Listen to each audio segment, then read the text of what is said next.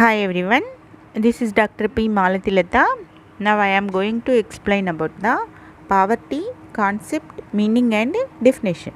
What is poverty and what components in this? These issues we will discuss now. Poverty. What is poverty? Poverty అంటే పేదరికము. పేదరికాన్ని ఒక మాటలో చెప్పాలి అంటే violation of human dignity. ఒక మనిషి యొక్క మానవ ఔన్నత్యాన్ని తగ్గించే ప్రతీది కూడా పేదరికానికి చెందింది.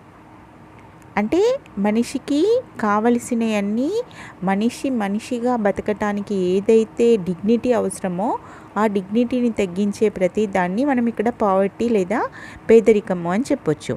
Poverty is scarcity, death or the state of one who lacks a certain amount of material positions or money.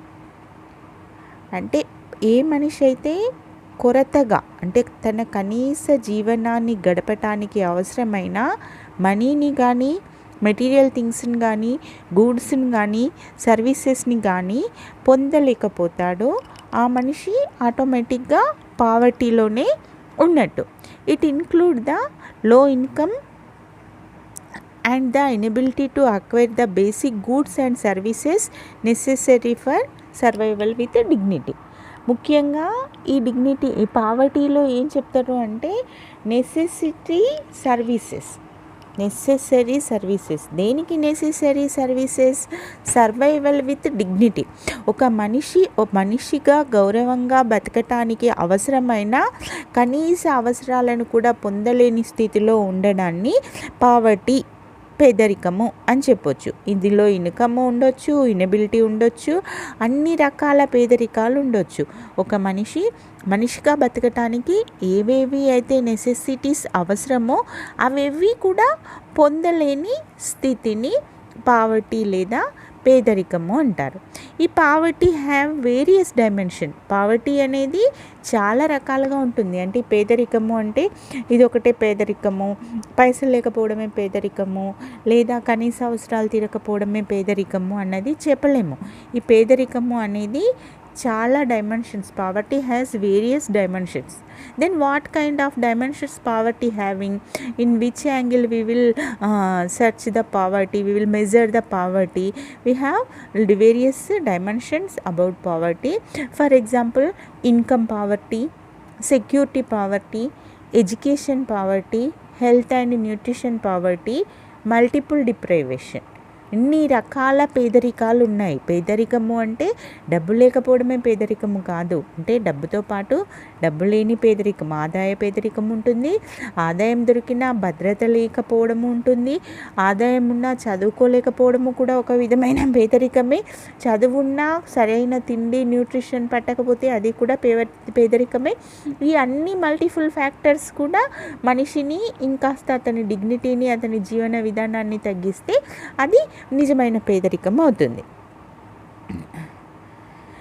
Poor people's perfection of poverty level. Poverty is welfare level below a regional minimum.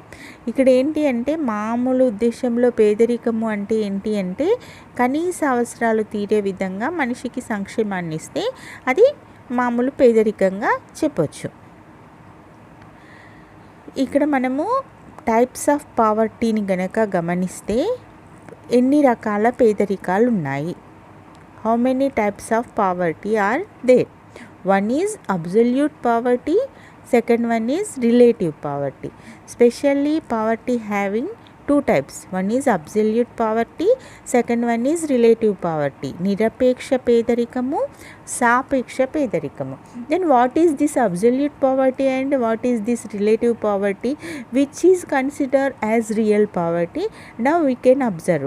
ఈ రెండిట్లలో అసలు పేదరికము అని దేన్ని అంటారు, నిజమైన పేదరికంగా దేన్ని భావిస్తారు అన్నది గమనిస్తే ఇప్పుడు అబ్సల్యూట్ పావర్టీని కనుక మనము డిఫైన్ చేస్తే absolute poverty refers to a threshold income level defined in absolute terms.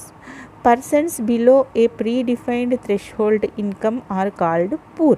ఇక్కడ ఏంటి అంటే ఈ అబ్సల్యూట్ పావర్టీ అనేది ఒక్కొక్క ఎకానమీకి ఒక్కొక్క రకంగా ఉంటుంది. అంటే కనీస అవసరాలు తీరటానికి అవసరమైన ఒక పరిమితి కంటే కూడా తక్కువ లెవెల్లో ఉన్న వాళ్ళని పేదలు అంటారు. ఈ కనీస అవసరాల పరిమితి అనేది ఆదాయ రూపంలో లేదా వస్తువుల రూపంలో ఏ దేశానికి ఆ దేశము లేదా ఏ ఆర్థిక వ్యవస్థకి ఆ ఆర్థిక వ్యవస్థ నిర్ణయించుకుంటుంది. ఈ పరిమితిని లేఖను పావర్టీ లైన్ లేదా పేదరికపు రేఖ అంటారు. ఈ పేదరికపు రేఖ కింద ఉన్న వాళ్ళని అబ్సల్యూట్ పావర్టీ పీపుల్ అనొచ్చు. అంటే కనీస మనిషి బతకటానికి అవసరమైన కనీస అవసరాలు కూడా తీరని స్థితిని నిరపేక్ష పేదరికము లేదా అబ్సల్యూట్ పావర్టీ అంటారు. Then what is relative poverty? What is relative poverty? సాపేక్ష పేదరికం అంటే ఏంటి? నిరపేక్ష పేదరికము అంటే కనీస అవసరాలు కూడా తీరని స్థితి.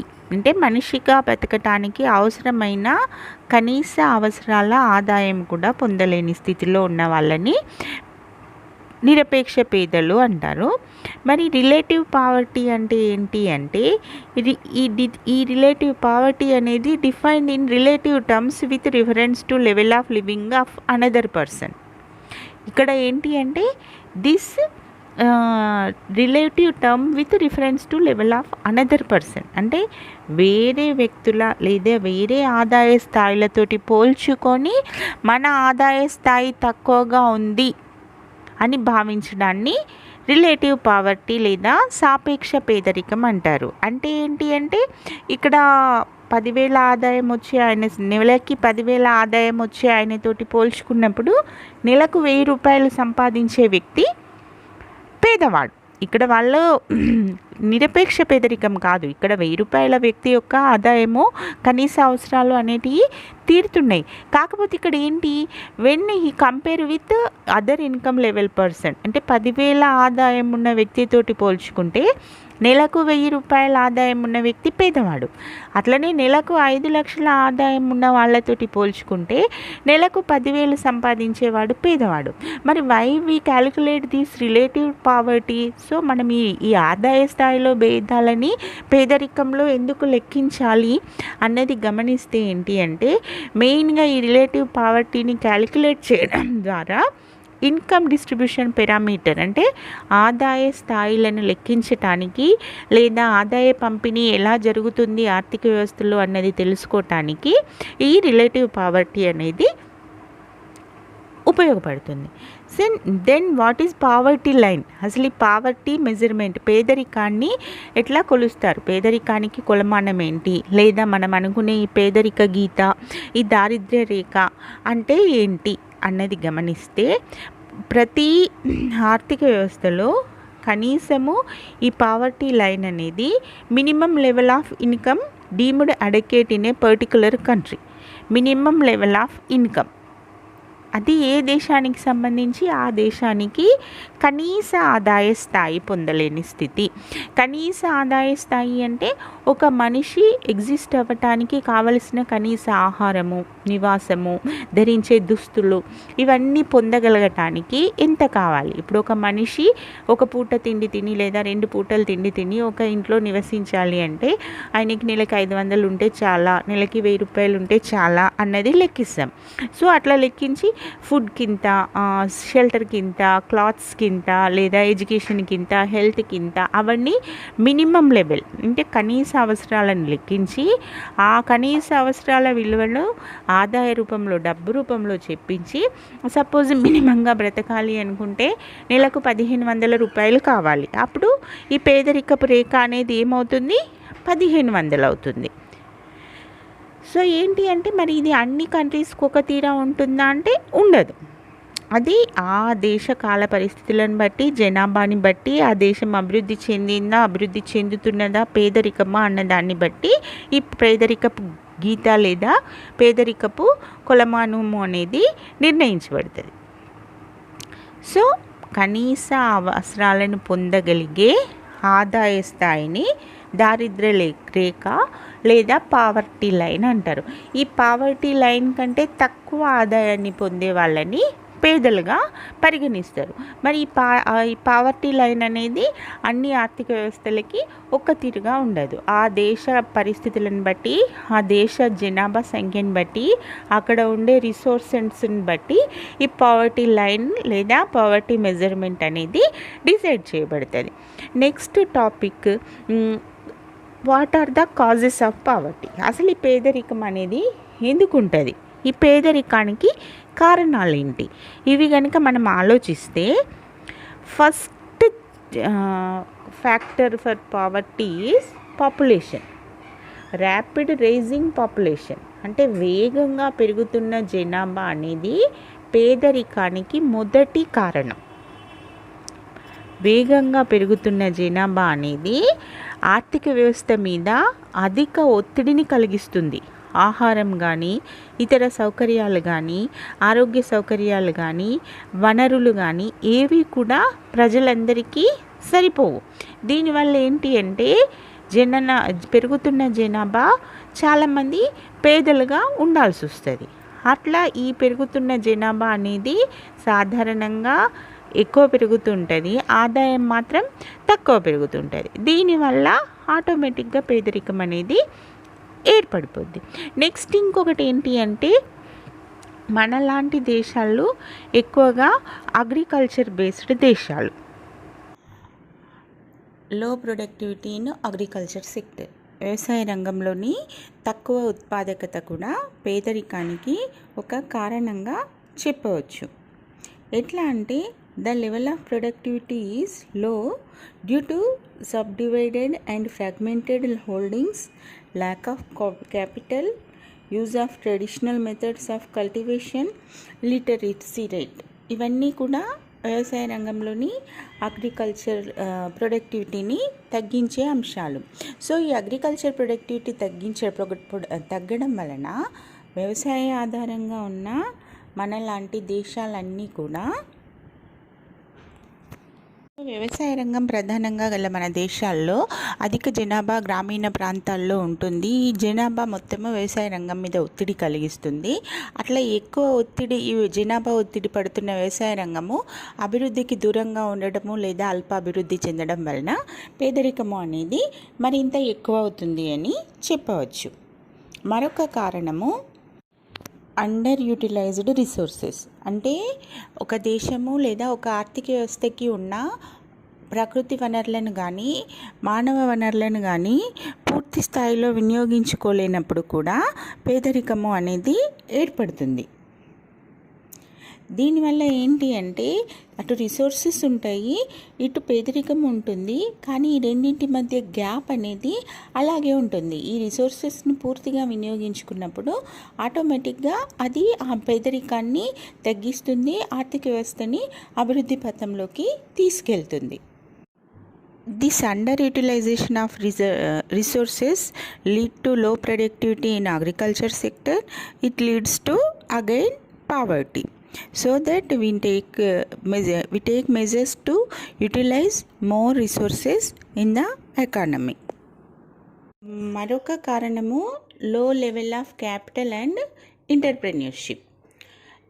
In developing countries, there is lack of optimal capital and skillful entrepreneurship. This leads to poverty again. అలాంటి దేశాల్లో అవసరమైన పెట్టుబడి సౌకర్యాలు ఏ రంగానికి పూర్తి స్థాయిలో అందించలేము.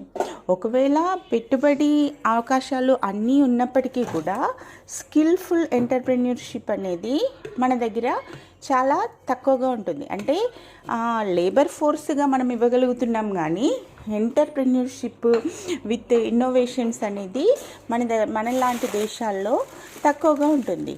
దీనివల్ల ఏం జరుగుతుంది అంటే, రిసోర్సెస్ని పూర్తిగా యూటిలైజ్ చేసుకోలేక ఆదాయాన్ని కానీ ఉత్పాదకతను కానీ పొందలేము. దానివలన ఆటోమేటిక్గా పేదరికం అనేది ఏర్పడుతుంది. ఇది ఒక కారణం. ఇంకొక కారణం ఏంటి అంటే సోషల్ ఫ్యాక్టర్స్. సామాజిక కారణాలు అనేటివి మనలాంటి వ్యవస్థలలో ఎక్కువగా ప్రభావాన్ని చూపిస్తాయి. అంటే సాధారణంగా చెప్పాలి అంటే జనాభా పెరుగుదల, నిరక్షరాస్యత తక్కువగా ఉండడము, దాంతోపాటు అనేక సామాజిక దురాచారాలు ఉండడము, ఇవన్నీ కూడా అభివృద్ధికి నిరోధకంగా ఉంటాయి. దీంతో పాటు ఏంటి అంటే మన దేశ ప్రజలకి గమనశీలత శక్తి అనేది తక్కువగా ఉంటుంది. అంటే మొబిలిటీ ఒక చోటు నుంచి ఇంకొక చోటికి అంత తొందరగా మీరు ఉద్యోగం కోసం కానీ చదువు కోసం కానీ వెళ్ళలేరు. దీనివల్ల ఉన్న చోటనే కలో గంజో తాగేద్దాము, వేరే చోటకి పోవడం ఎందుకు అని వాళ్ళ సొంత చోట్లోనే ఉండడం, పండకున్న భూమి పట్ల ఊరి పట్ల ఉన్న సెంటిమెంట్ అనేది కూడా వాళ్ళను ఈ విధంగా మారుస్తుంది. సో ఈ కారణాలన్నీ కూడా అభివృద్ధిని తక్కువ చేయటానికి, పేదరికాన్ని పెంచడానికి దోహదపడుతున్నాయి.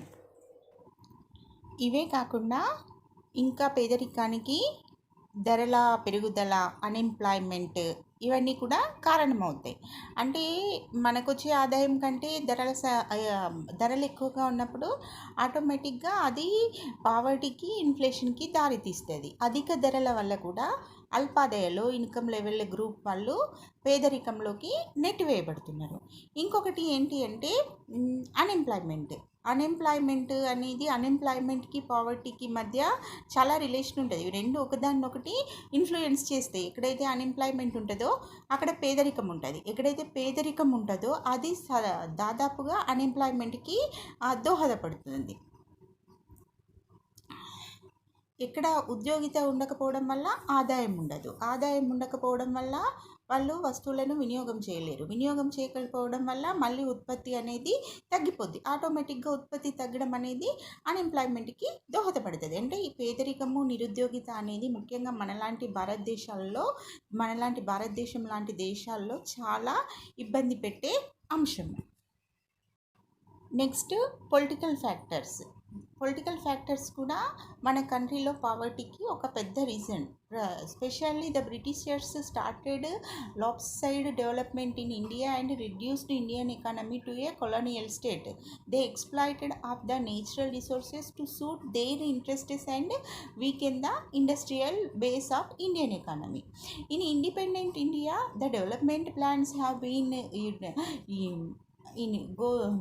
guided by political interest, hence the planning of failure to tackle the problem of poverty and unemployment. British వాళ్ళ కాలంలో కూడా బ్రిటిషర్స్ వాళ్ళ ఓన్ కంట్రీకి కావాల్సిన ఇంట్రెస్ట్ బేస్ పెట్టుకొని, డెవలప్మెంట్ని దృష్టిలో పెట్టుకొని వాళ్ళు అభివృద్ధి చేసిండ్రు. ఇండిపెండెంట్ ఇండియాలో కూడా చాలా రాజకీయ కారణాల వల్ల ప్రభావితమైన ఆర్థిక పాలసీలని, ఆర్థిక విధానాలని మాత్రమే అడాప్ట్ చేసుకోవడం జరిగింది. దానివలన స్వతంత్రం వచ్చి ఇన్ని సంవత్సరాలు అయినప్పటికీ పేదరికము, నిరుద్యోగము ఇంకా కూడా భారతదేశం మీద బాగానే ప్రభావితం చూపిస్తున్నాయి. ఈ చార్ట్ ప్రస్తుతం 1990 నుంచి 2012 వరకు భారతదేశంలో urban rural poverty, total poverty ఏ విధంగా ఉన్నది అన్నది మీకు చూపిస్తుంది. దీన్ని గమనిస్తే ఇప్పటికీ కూడా పావర్టీ పర్సెంటేజ్ ఇంకా మన దేశంలో ఎకానమీని ఇన్ఫ్లుయెన్స్ చేసే అంతగానే ఉన్నట్టు మనం గమనించవచ్చు. If we conclude this session, we have to take a commitment to reduce the poverty and optimal utilization of the resources, overall natural resources as well as human resources, and improve all kind of opportunities. Especially for improvement of human resources, we have to invest in education from early childhood through access the college. Encourage work and supplementary income. Not only main income, we have to encourage supplementary income and also provide the necessary work support and habituate the children and youth work culture. These type of measures and actions will be taken in the economy. It will lead to reduce the poverty in the economy. ఇట్లా ఈ విధంగా మనము వనరులను అభిలష వినియోగం చేసుకుంటే మరియు విద్యా వైద్యాల మీద ఎక్కువ ఇన్వెస్ట్మెంట్ చేసి స్టూడెంట్స్కి యూత్కి చిన్నప్పటి నుంచే శ్రమ విలువ చెప్పి వర్క్ చేసే వాళ్ళకి ఇంకా చైల్డ్ కేర్, హెల్త్ కేర్ లాంటి సపోర్టివ్ ఇవ్వడం ద్వారా వర్క్ కల్చర్ని పెంచి తద్వారా ఉత్పాదకతని, నిరుద్యోగితని, పేదరికాన్ని తగ్గించవచ్చు. ఈ చార్ట్ కనుక మనం చూసినట్టయితే అది పావర్టీ 2012 డాటా ప్రకారము ఈ భారతదేశపు పావర్టీ ప్రొఫైల్. ఈ ఫోటోలు గమనిస్తే మన దేశంలో పేదరికపు స్థితి ఎంత దారుణంగా బాధాకరంగా ఉందో గమనించవచ్చు. కాకపోతే మనలాంటి అభివృద్ధి చెందుతున్న దేశంలో ముఖ్యంగా భారతదేశంలో దేన్నైనా త్వరగా అంగీకరించగలిగే, అడాప్ట్ చేసుకోగలిగే నైపుణ్యాలు ఎక్కువగా ఉన్నాయి కాబట్టి అన్ఎంప్లాయిడ్, అన్స్కిల్డ్ యూత్కి ఒక విధమైన వర్క్ కల్చర్ని, స్కిల్డ్ వాళ్ళకి ఒక విధమైన ఎంప్లాయ్మెంట్ని ప్రొవైడ్ చేయడం ద్వారా దేశంలో ఉన్న లేబర్ ఫోర్స్ని ప్రొడక్షన్లో ఎంగేజ్ చేసుకోవచ్చు. దాంతోపాటు వాళ్ళకి ఆదాయం అందించడం ద్వారా పేదరికాన్ని కూడా తగ్గించుకోవచ్చు. ఈ పేదరికాన్ని తగ్గించుకోవడము అనేది కేవలము ఒకరికి లేదా ప్రభుత్వానికి సంబంధించింది కాదు. Let us pledge together to make poverty free India. ప్రతి ఒక్కరూ ప్లెడ్జ్ చేయాలి, ప్రతి ఒక్కరూ పేదరికాన్ని తగ్గించడానికి కృషి చేయాలి. ఎప్పుడైతే పావర్టీ ఫ్రీ నేషన్ అవుతుందో అప్పుడు దేశము ఇంకాస్త అభివృద్ధి పదంలో ఉంటుంది. ప్రపంచంలో తలెత్తుకొని భారతదేశం గర్వంగా నిలబడగలుగుతుంది. రాబోయే తరాలకి మంచి ఆహారాన్ని, శక్తిని, చక్కటి ఆరోగ్యాన్ని అందించగలుగుతాము. ప్రపంచంలో భారతదేశము ఒక ఎమర్జింగ్ ఎకానమీగా, ఒక డెవలప్డ్ ఎకానమీగా నిలబడగలుగుతాము. సో పావర్టీని తగ్గించడానికి ప్రతి ఒక్కరము ప్రతిజ్ఞ చేయటానికి ముందుకు రావాలని కోరుకుంటున్నాను. పేదరికపు కొలమానాలు, పేదరికాన్ని లెక్కించడానికి వేసిన కమిటీలు, కమిషన్లు మొదలైన అంశాలతో నెక్స్ట్ క్లాస్లో మనం మీట్ అవుదాము. ఈ క్లాస్ మీకు నచ్చినట్టయితే like, share and subscribe.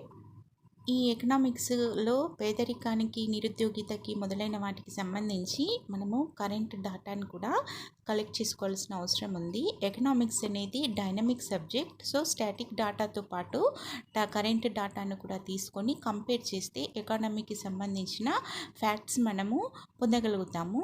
So పేదరికానికి సంబంధించిన ఇతర పేదరిక కొలమానాలతో నెక్స్ట్ క్లాస్లో కలుసుకుందాము.